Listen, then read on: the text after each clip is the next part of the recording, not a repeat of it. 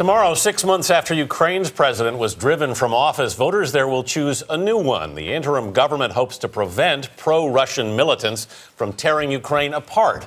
Russia's President Vladimir Putin says he will respect the election's results. Charlie Tagada is in Donetsk, Ukraine this morning with the latest on the situation.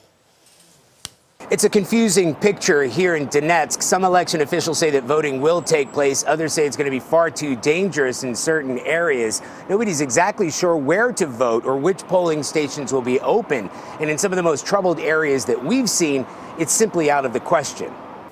In the violence that's overshadowed parts of Ukraine for months, it's easy to forget that the country is on the verge of a presidential election that could mark a turning point in this nation's history.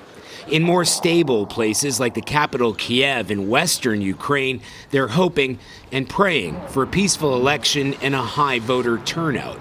But here in eastern Ukraine, it's a different story. Fierce battles in recent days between Ukrainian forces and separatists have left dozens dead. Pro-Russian militias like these are against holding presidential elections here, and their intimidating presence in and around this city is leaving many residents to wonder how they can be held here in the first place.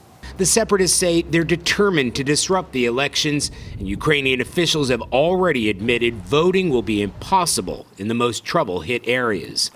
The Ukrainian government and the United States both blame Russia for instigating the trouble in the east and supporting the separatists. But after months of denouncing Ukraine's acting government as illegitimate, Russian President Vladimir Putin has softened his tone, saying Russia will respect the result of the presidential election, even while warning that Ukraine appeared to be sliding towards a civil war.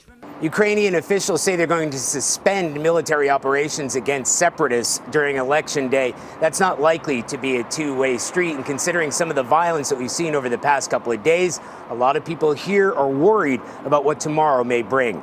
For CBS This Morning, Saturday, Charlie Tagada, Donetsk, Ukraine.